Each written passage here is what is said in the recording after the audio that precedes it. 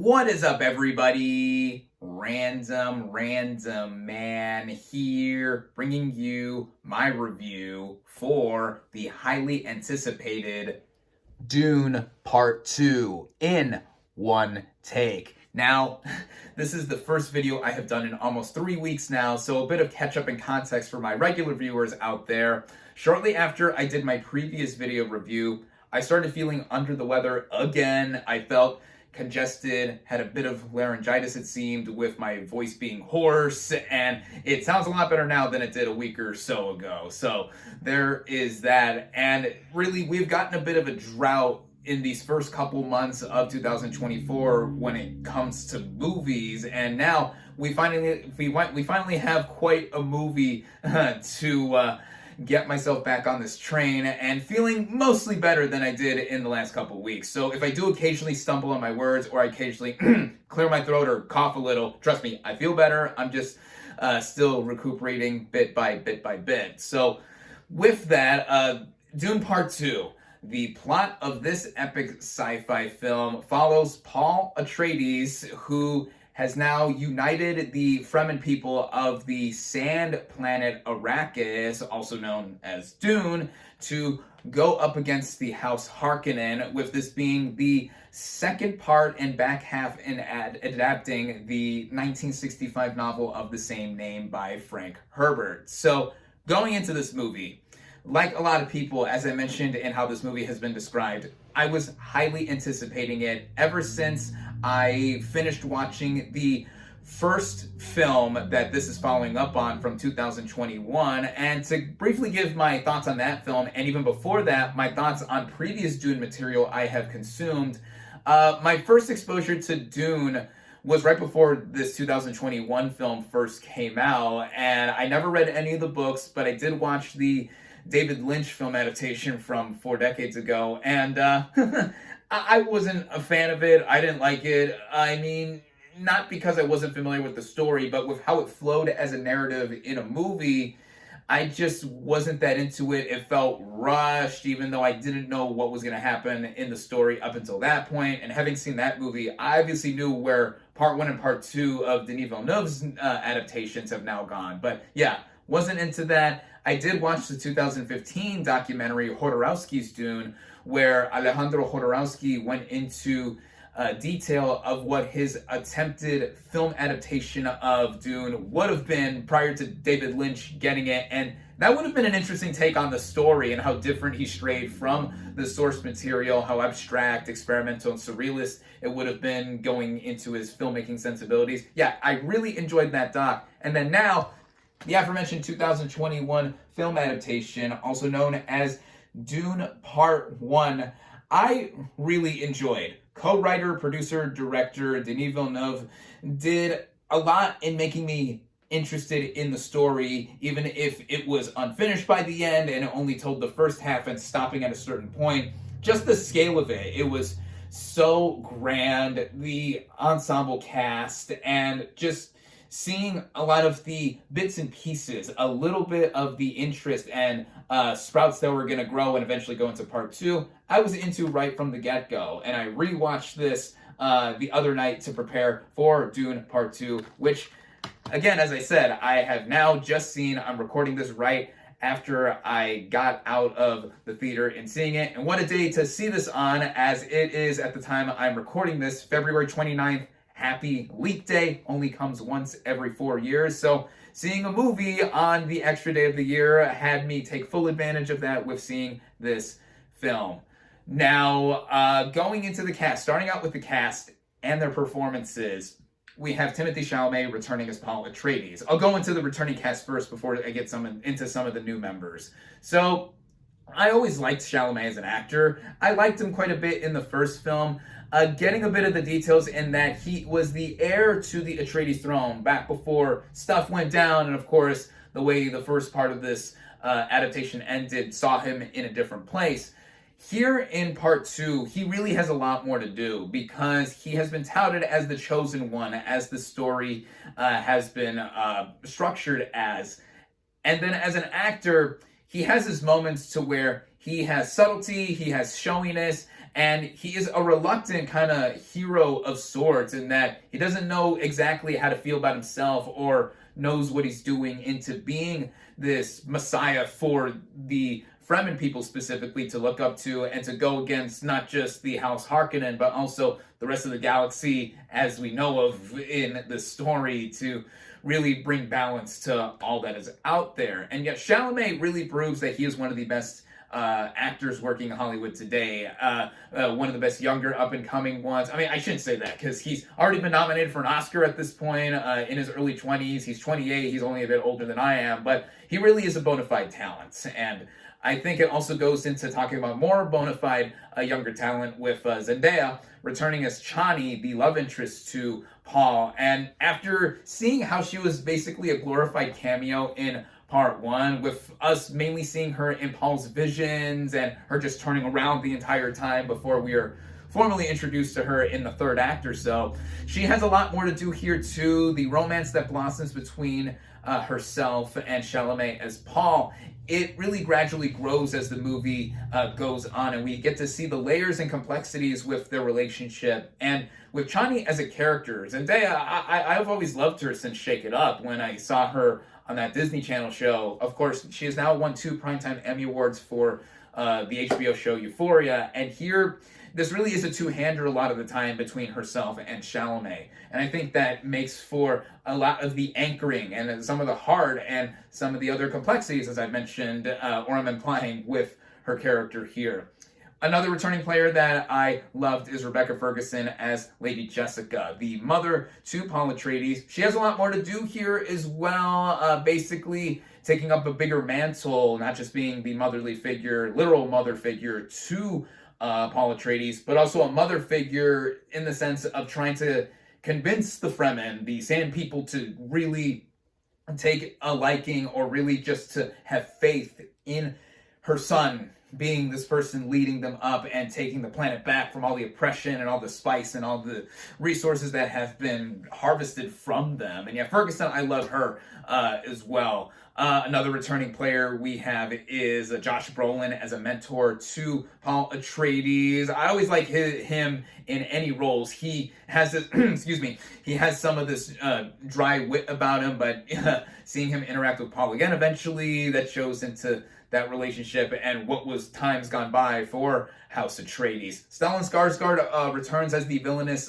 Baron Harkonnen, with how grotesque, how gross he looks in this fat suit, and he's so fat that he can't move on his own. He has to move with these floating devices. More of him here too. He has a looming villainous presence like he did in the first film, but he's more direct in trying to get his cronies to do his bidding in taking out first House Atreides and then try to take over the rest of Arrakis/Dune. Speaking of one of his cronies, Dave Bautista returns here from the first film as well. Known for a lot of brutish roles like he's done with the Marvel Cinematic Universe. He has a lot more to do here as well, much more vocal and much more physical too, which I enjoyed. And with him and then another Harkonnen character, it goes into really the viciousness of what this house is capable of. And we also have some new players that I want to give shout outs to. With the new Harkonnen player that's introduced as psychotic and just all around vicious, Fade Routha, played by Austin Butler. He was fantastic here. Really, as a villainous presence, he is one of the standouts of this show. He is committed to this role, does something different with his voice, and he's no stranger to playing villains. He was one of the Manson murderers in Once Upon a Time in Hollywood, though that's a brief role there. Here, it's a full-on supporting role. His introduction is a whole chunk of this movie that's about 15 minutes and showing how ruthless he is, having no problem taking out fellow members of his house and just showing how he's able to fight with the hand-to-hand combat sequences. And Butler, coming off of his Oscar nomination last year for playing Elvis Presley, he again is showing, like with the rest of some of the up-and-coming talent or younger talent here, that he is someone to be reckoned with or just following for all the better. Christopher Walken is introduced here as the Emperor, the overseeing overlord of this universe, and he has moments of subtlety too. He's not like overt Christopher Walken here. He's much more regal given his kind of figure role that he has here. And the moments we see of him, yeah, I believe that he was this really frail old man when you come to think of it, but still ruling over this galaxy and having this grip over the rest of the world that is here within Dune. Playing his daughter, the princess, is Florence Pugh. I love Florence Pugh. Not having that much in the way of screen time either, but I think she adds a lot to where we see from the outside looking in to what is happening, and that they're mostly unaware at first as to Paul, one, being alive, not having been killed at the end of part one, and like really becoming this messiah god figure, just rising up and trying to unite the Fremen to go against them. But yeah, I love Florence Pugh. She's great. Léa Seydoux is also introduced as this more seductive Bene Gesserit character. Rebecca Ferguson's Lady Jessica is a Bene Gesserit. There's also Charlotte Rampling coming back as the lead Bene Gesserit, also the mother to Lady Jessica. She also has quite a regal presence as well in this film. And then a big shout out I got to give to as well is Javier Bardem as a Fremen leader, having a lot more to do in here too. A lot of the Fremen characters, or mainly Bardem and Zendaya's characters, have more to do here after they were briefly introduced at the end. He provides a bit of comedy, which I did enjoy, and also really having this sense of motivation or just faith within himself and to Paul, and that he's going to lead his people out from just being demolished altogether. So yeah, there's this one cameo that I don't want to give away that was ruined with one of the premieres of this movie, but yeah, in case you didn't know, if you didn't see the premiere or any photos from there, I'm not going to give away who this big player is, but with the whole ensemble cast here, new or returning players, I think they all add a further sense of expansion to this universe. And with how epically expansive this movie is, that is where I get into the writing done by Denis Villeneuve and John Spitz. And what they've done is, from a straight adaptation standpoint, from what I am able to surmise, yes, it begins right at the end, or after the end of part one. We do get brief introductions to the Emperor and his daughter, the princess looking over things, and then we see Paul and Lady Jessica adjusting or being absorbed into the world of the Fremen, the people living among the sands of Dune. And we get quite a bit of time dedicated to them and how they live on this planet, the further southern side of this planet, dealing with the sandworms or just with the environment. I like that we get more time here. It just doesn't just rush into a lot more of the meaty stuff that is delved into, but trust me, there's plenty of that.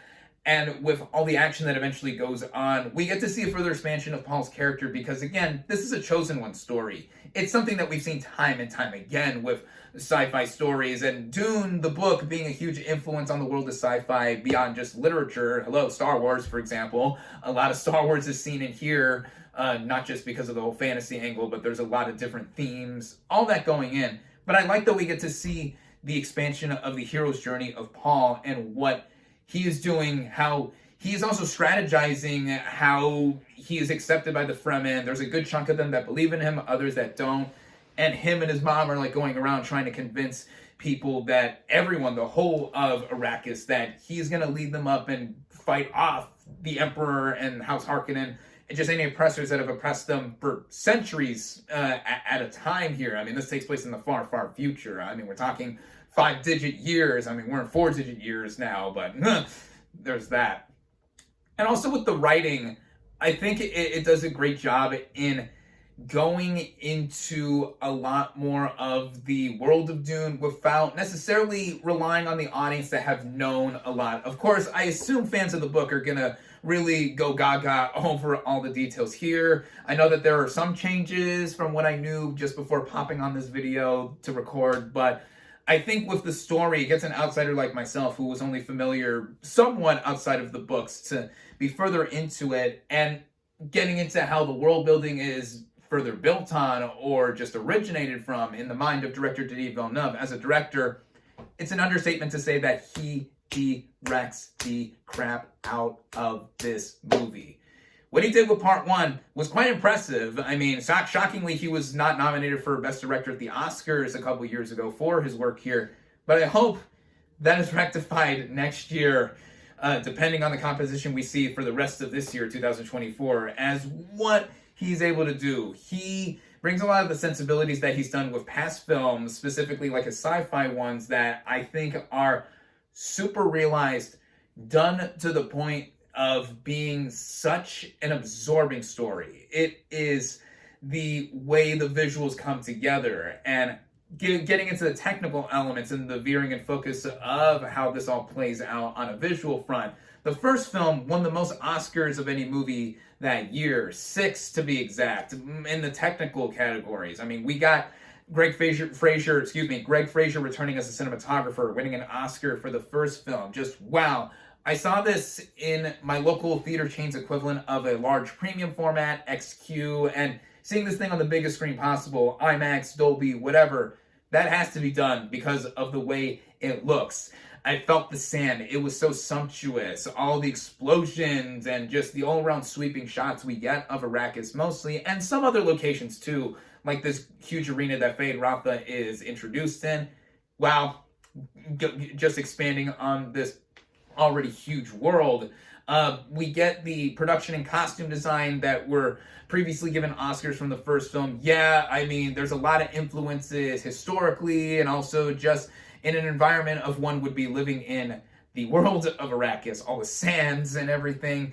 That all looks inspired and expanded upon from the first film. The sound design won an Oscar for the first film. It's back here. All the subtleties, like when the Bene Gesserit or Paul is like using their voices, how subtle it's going to whisper, going like that. Wow, excuse me. Wow, I should lay off that, but excuse me. Whoa.